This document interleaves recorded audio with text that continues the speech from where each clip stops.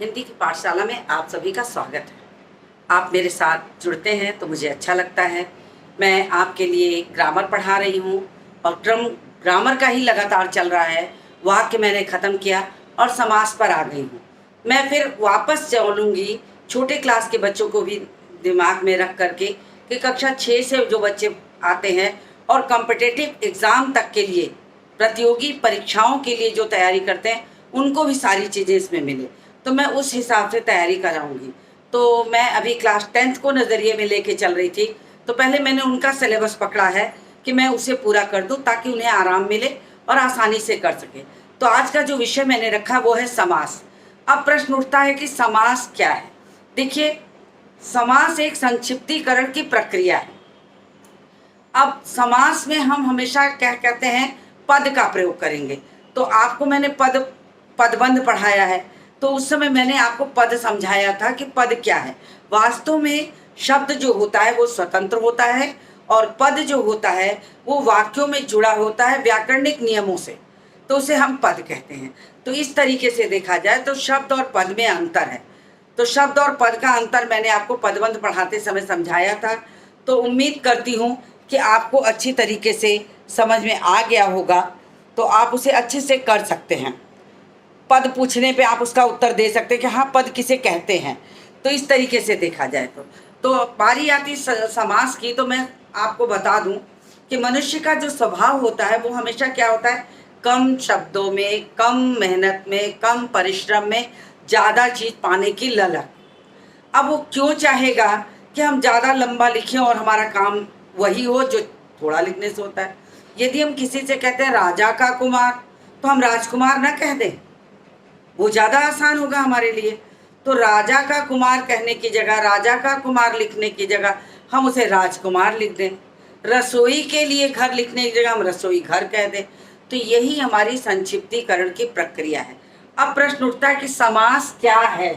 तो परस्पर संबंध रखने वाले दो या दो से अधिक पदों के मेल को समास कहते हैं।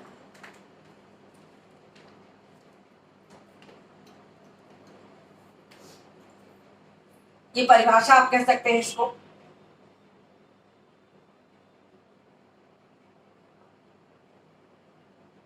परस्पर संबंध रखने वाले दो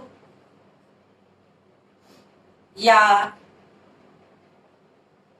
दो से अधिक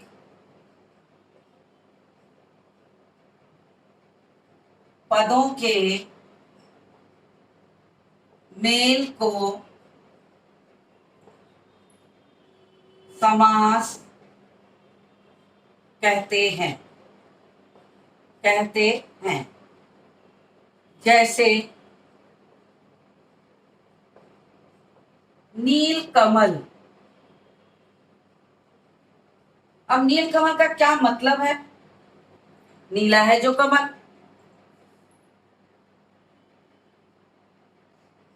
राजकुमार, मार्ग व्यय,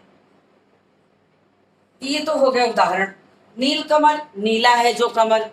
फिर हमने लिखा राजकुमार, राजा का कुमार। फिर मार्ग व्यय, मार्ग के लिए व्यय। तो इस तरीके से जो उसका अर्थ निकलेगा वास्तव में वही विग्रह कहलाता है। अब कहा गया कि पदों के मेल को हम समास कहते हैं। जैसे हमने लिखा राजा का कुमार, और इसका बराबर करके हम क्या लिखेंगे, राजकुमार। अब क्या है, इसको हम कहते हैं समस्त पद, और इसको कहते हैं समास विग्रह।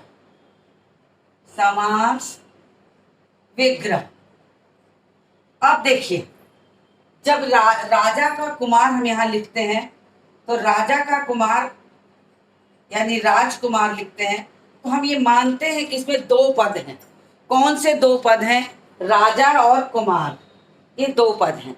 इन दो पदों को हम क्या कहेंगे? पहले वाले को कहते हैं पूर्व पद पहले वाले पद को कहते हैं पूर्व पद और बाद वाले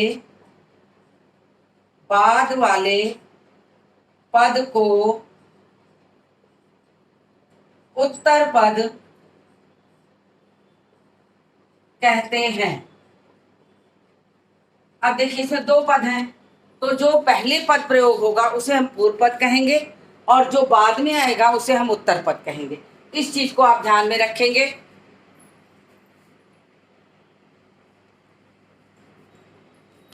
और तो आपको मैंने तीन चीजें बताई।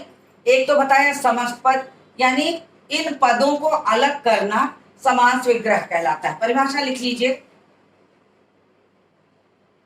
इन पदों को अलग करना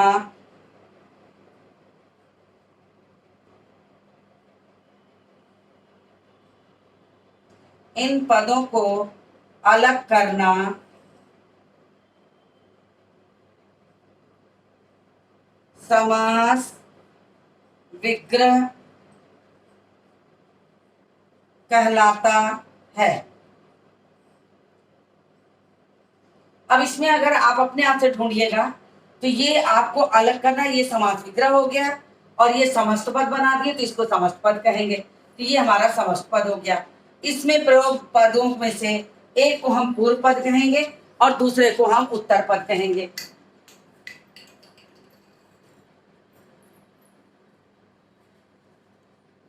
तो एक को हम पूर्व पद कहते हैं, एक को हम उत्तर पद कहते हैं। ये ध्यान में रखना होगा। यानी आपको इसमें क्या होगा कि आप इसको तीन चीज जान गए। समस्त पद किसे कहते हैं, समास विग्रह किसे कहते हैं, समस्त पद में पूर्व पद कौन सा होता है और उत्तर पद कौन सा होता है। अब प्रश्न उठता है कि समास और संधि में क्या अंतर है। देखिए संधि में जब हम कहते हैं विद्या धन आलय, तो इसमें भी कुछ चीजें जुड़ी हैं। देखिए यहाँ वर्णों का मेल है, तो मैं इसको रब करती हूँ। आप उतारना चाहिए या स्क्रीनशॉट लेना चाहते हैं तो स्क्रीनशॉट ले लीजिए। मैं बिल्कुल किनारे हूं। अब मैं इसको रब करती हूं और आपको संधि और समास का जो भेद है वो बताती हूं।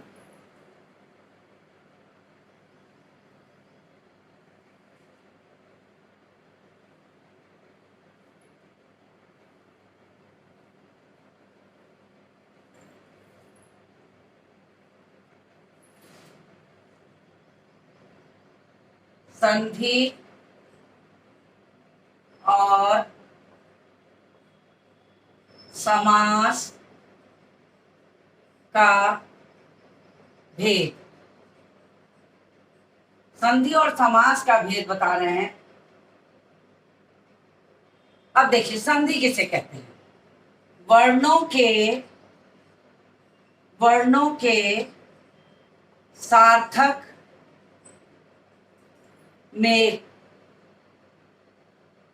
ऐसे लिखेंगे तो नहीं सब स्पष्ट होगा, हम आपको ऐसे लिख देते हैं। दो या दो से अधिक वर्णों के मेल को संधि कहते हैं। जैसे विद्या धन आलय। अब देखिए यहां भी आ है और यहां भी आ है, यानी क्या हुआ, आ प्लस आ बराबर आ। अब क्या हुआ, ये जो दीर्घ संधि है उसका उदाहरण है। तो आप में ये और ये मिलने के बाद जब इसको आप मिला के लिखते हैं विद्यालय लिखते हो तो ये हट जाता है, ये हट जाता है और इसके दोनों को मिलकर ये बनना है। तो ये बनने के कारण यहाँ का जो आ की मात्रा है वही यहाँ पर आलय का काम कर रही है। तो यहाँ वर्ण मिले हैं, ये दोनों क्या है, वर्ण है। वर्ण कितने प्रकार के होते हैं, वर्ण दो प्रकार के होते हैं, स्वर वर्ण और व्यंजन वर्ण। स्वर वर्ण और व्यंजन वर्ण होते हैं, तो चाहे आप स्वर का स्वर से मेल करिए या आप करिए स्वर का व्यंजन से मेल। तो संधि के जो भेद होते हैं, स्वर संधि, व्यंजन संधि और विसर्ग संधि, वो जब संधि पढ़ाएंगे तब आपको उसको बताएंगे। तो अभी इतना ही जानिए, यहाँ पर दो स्वरों का मेल करके हमने विद्यालय बनाया। ठीक है, ऐसे ही आपका पुस्तकालय, पुस्तकालय, नरेंद्र, नर प्लस इंद्र, नर प्लस इंद्र, महेंद्र, महा प्लस इंद्र, फिर सदैव, सदा प्लस एव। अब ये सब संधि है, इसमें क्या हुआ है, वर्णों को मिलाया गया है। जैसे यहाँ पर जो है नरेंद्र लिखे हैं, तो ए और ई का मेल हुआ तो ए की मात्रा हुई। नर, नर प्लस, देखिए यहाँ पर नर, यहाँ का आ और यहाँ का ई मिला के ए बना, तो आ और ई यानी आ प्लस ई प्लस ए, सॉरी आ प्लस ई प्लस इज इक्वल ए, तो यहाँ पर नरेंद्र हो गया। उसी तरह आ प्लस ई प्लस ए, तो ये महेंद्र हो गया। सदा प्लस ई ए, सदैव। अब यहाँ पर आ, यहाँ पर ए, तो दीर्घ हो जाएगा, तो सदैव हो गया, ऐब की मात्रा बन गई। तो इस तरीके से संधि होती है। तो संधि और समास का यदि अंतर की बात करें तो संधि और समास में यही अंतर है कि संधि जो है वर्णों का मेल है और समास जो है वो पदों का मेल है। अब पदों की मेल की बात करते हैं तो आपको बताते हैं। देखिए यहाँ लिखते हैं नील कमल, गंगा जल।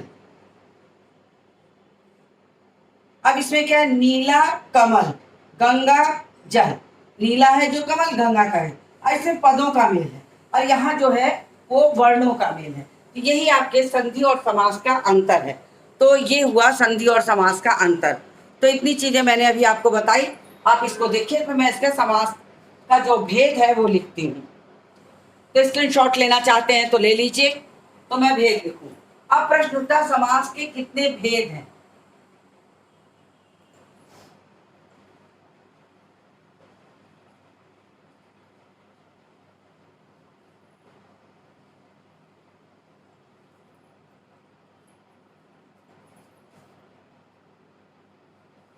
अब प्रश्न उठता है समास के भेद। तो मैं यहाँ हेडिंग डाल देती हूँ, समास के भेद। तो समास के कुल 6 भेद हैं। समास के कुल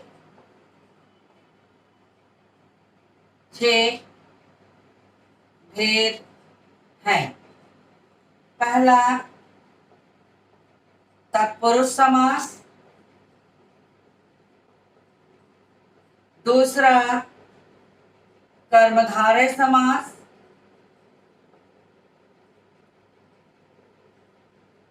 तीसरा द्विगु समास, चौथा द्वंद्व समास,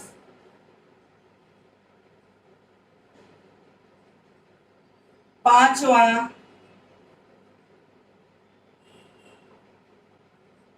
बहुव्रीहि समास और छठा अव्ययी भाव समास। तो ये आपके क्या हो गए, समास के भेद हो गए।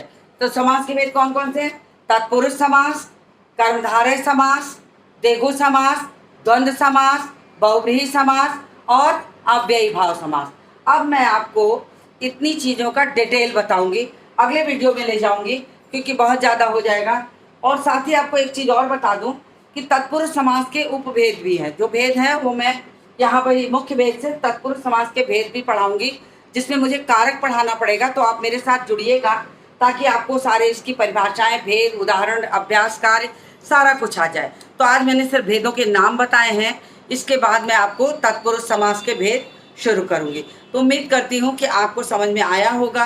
आप इसे लाइक करेंगे, शेयर करेंगे, सब्सक्राइब करेंगे, मेरे साथ जुड़ेंगे, कमेंट करेंगे, मुझसे सवाल करेंगे और अपना अभ्यास निरंतर बनाए रखेंगे ताकि आपको आ जाए। प्रतियोगी परीक्षाओं में समास बहुत पूछा जाता है, तो जो बच्चे प्रतियोगिता में जुड़े हैं, कोई कंपटीशन का एग्ज़ाम दे रहे हैं, तो वो ज़रूर पढ़ें ताकि उनको बहुत अच्छे से आ जाए। फिर मैं अभ्यास भी कराऊंगी, तो 10 से लेके कंपटीशन वाले जो बच्चे हैं उनकी भी तैयारी होगी। तो इसी के साथ इस वीडियो को मैं समाप्त करूंगी और आपसे आशा करूंगी कि आप लाइक करेंगे, शेयर करेंगे, सब्सक्राइब करेंगे। Thank you all of you. लगातार आप मेरे साथ बने रहिए और मैं इसी के साथ वीडियो को समाप्त करती हूँ।